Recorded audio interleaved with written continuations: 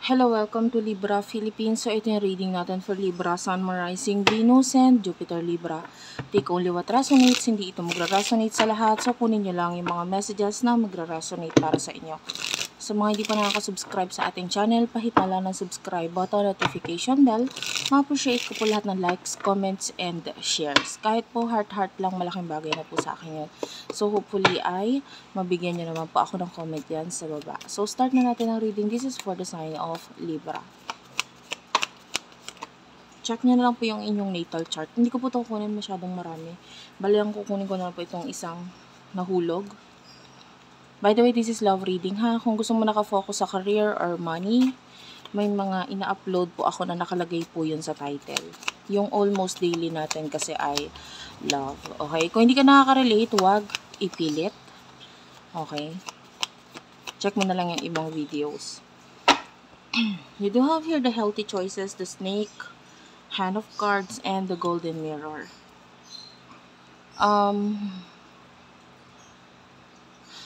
Actually, hindi ko alam kung paano to sasabihin ng maayos. But anyway, pwedeng ito yung side ng person mo ha, itong itim. Pero dito sa reading natin, kukunin natin ito as a side mo. Okay. So, for some of you, pwedeng ang iniisip mo ngayon yung sarili mo pagdating sa person na nakakonect mo. Honestly, ikaw yung lumalabas dito as third party or third person. Okay? And pwedeng you do have your stab in the back. Kasi masakit na nagkakaroon ng separation sa inyo nitong person na ito. Pero parang sa'yo, hindi mo matanggap or parang hindi mo feel na parang ganito lang. Parang feeling mo, yeah, although you feel like wala naman na chance sa inyo with the Grim Reaper because maybe you're dealing with the person na may kakonect ng iba. Or, guys, pwedeng kung siya, kung yung person, yung kakonect ng person mo, yung third person dito, pwedeng sumama na siya doon. Or pwedeng may relationship na sa kanila. So, ikaw yung parang napag-iwanan. Okay? Alin man doon, but you are the third person here. Okay. So, sa nakikita natin, you feel like parang wala nang chance sa inyo na itong person na to because of that, reality. The healthy choices is here. So, nagpo-focus ka sa sarili mo. Okay, with the hand of cards, I don't know, you're just being strategic. For now, pwedeng either naglalaro ka na lang or nagiging masaya ka na lang sa buhay mo. Wala ka nang pakialam sa totoo lang. Ang focus mo na lang ngayon sarili mo. You just want to live your life to the fullest. Okay? So, pwedeng nasaktan ka sa nangyari between this person at saka sa person niya or sa person na nakakonect niya. Pero hindi ka para mag-focus dun sa sakit na yon. Kumbaga, nakakita ko ng sugat ngayon pero sa'yo, hilom na yung sugat na nararamdaman mo. You are already healed. So, sino tong person na nakakonect mo? Alamin natin yung main energy niya.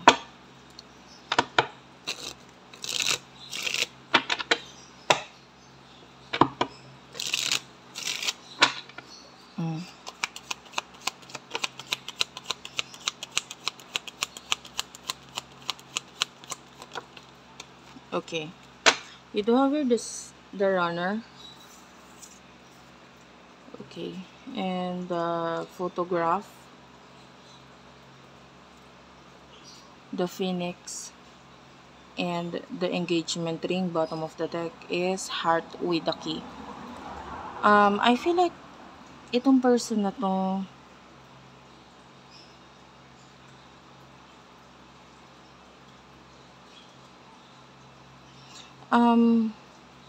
kung meron mang another connection na involved, pwedeng dun sa connection na yon may, alam mo yon, dependent na energy. 'Di ba? So, ang hirap umalis kasi nakadepend siya dun sa kakonect niya or vice versa. Pwedeng yung kakonect niya nakadepend sa kanya. And, although, alam mo may picture na nakikita itong person sa'yo or nakita itong person sa iyo na nakapagpabago ngayon sa isip niya. Na parang, this particular, maybe documents, but I don't know, yung iba sa inyo, this is a photo or maybe a post na ginawa mo na in the past medyo nagiging cold siya or what. whatsoever. But anyway, because of this particular photo, pwedeng nagkaroon ng transformation, pagbabago sa isip nitong taong ito.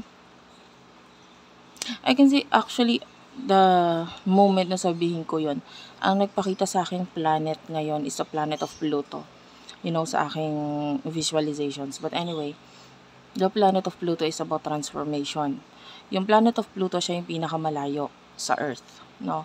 Sa lahat ng planet. So, maaaring itong person na ito, minsan na siyang nagkaroon ng paglayo or pag-iwas sa'yo. But, dahil dito sa paglayo na to, pag-iwas na to, maraming nabago eh. Tapos ngayon, nagkakaroon ng continuous na pagbabago na naman ulit sa kanya dahil dito nga sa particular na something na nakita niya sa'yo. If it's not a photo, maybe there's something na nakita niya sa'yo na nakapagpabago ngayon sa isip niya. This person wants partnership. This person wants, I feel like gusto niya ng union, gusto niya ng pag-uusap sa inyong dalawa. Gusto niya mag-open up sa'yo. And hindi niya magawa yon because, the only problem na nakikita natin dito is yung situation niya ngayon wherein may mga nakadependent nga sa kanya. So, ano yung emotion ninyo sa isa't isa? For the sign of Libra, Sun, Moon, Rising, Venus, Jupiter, Libra.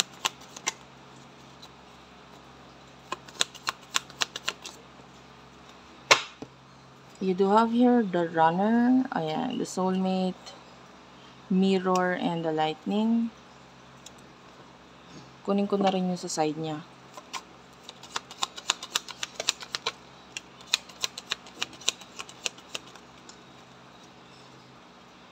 Healthy choices, separation, the sword and rose, love call, bottom of the deck is the boat. Soulmate is here.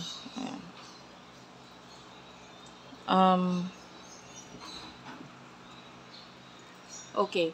So nakikita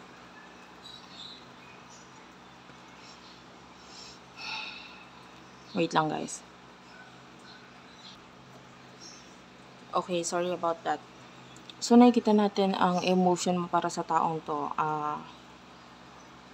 With the mirror, pwedeng kung ano yung ginagawa niya sa'yo noon or kung ano yung emosyon na naramdaman niya sa'yo ngayon, noon, yun din naman ang nararamdaman mo sa kanya ngayon. You could be dealing with a soulmate or may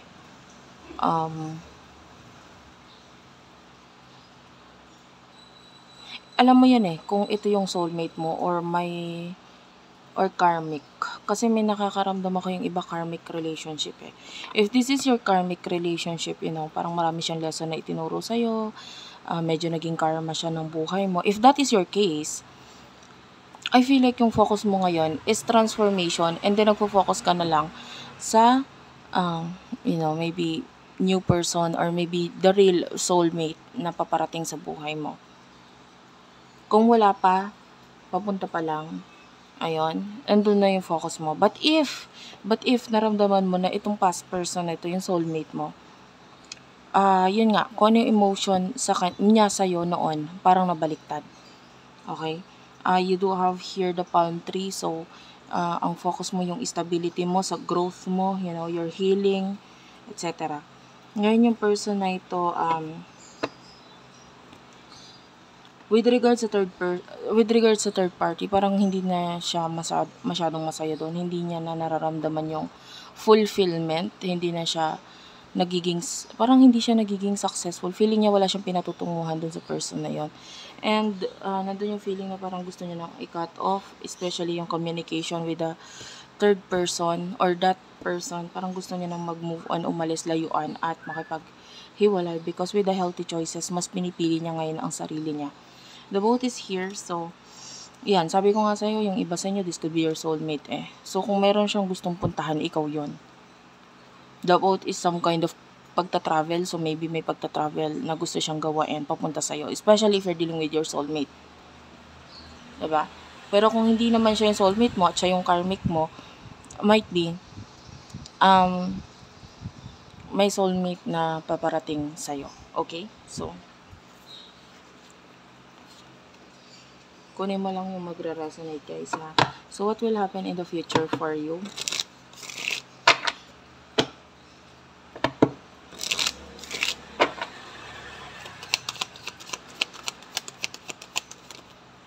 Future, you do have your photograph, love call, girl talk.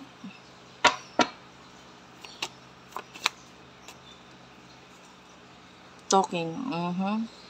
Sunglasses.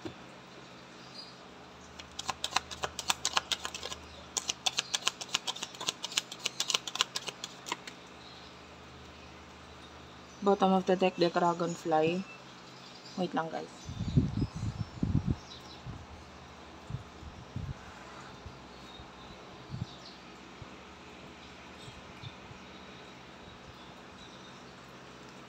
Mask, not enough. Love and the butterfly is here.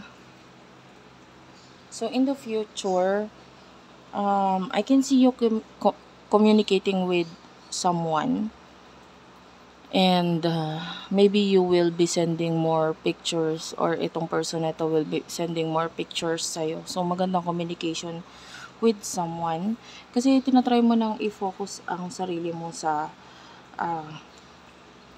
mga bagong bagay or buhay sa buhay, ay mga bagong bagay or tao sa buhay mo. And you do have your not enough.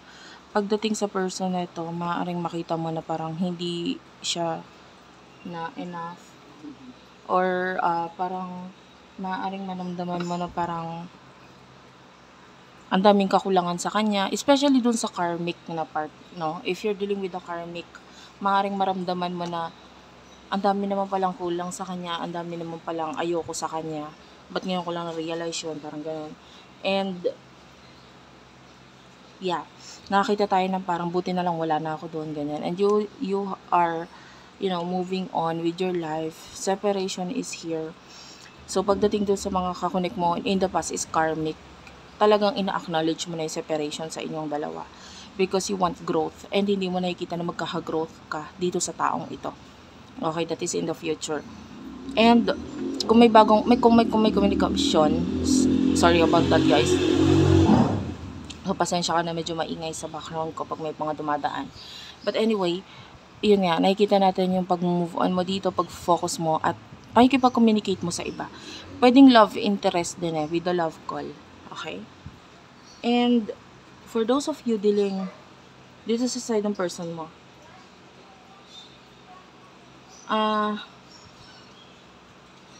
someone is about to, reveal his or her emotions towards you. Actually, this is, I cannot tell kung sino to. This could be the soulmate na tinutukoy natin. Pwedeng i-reveal niya yung emotions niya towards you. And the butterfly is here, so this is something very beautiful.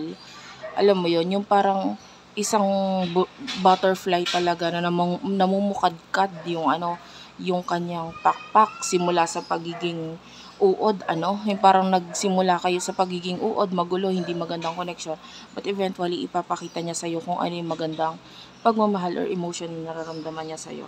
And nakikita natin, pinanghihinaan lang siya ng loob, pero once na makuha niya na yung lakas ng loob na yon, sasabihin niya ito sa'yo. Okay? The dragonfly is here, so this is about change. And whoever are like you, someone likes you, romance is blooming, fun, flirting, and want to date. So this person, your soulmate, wants to date you, want to flirt with you, at yun yung magiging focus mo in the near future. Thank you for watching. I love you all, and bye-bye.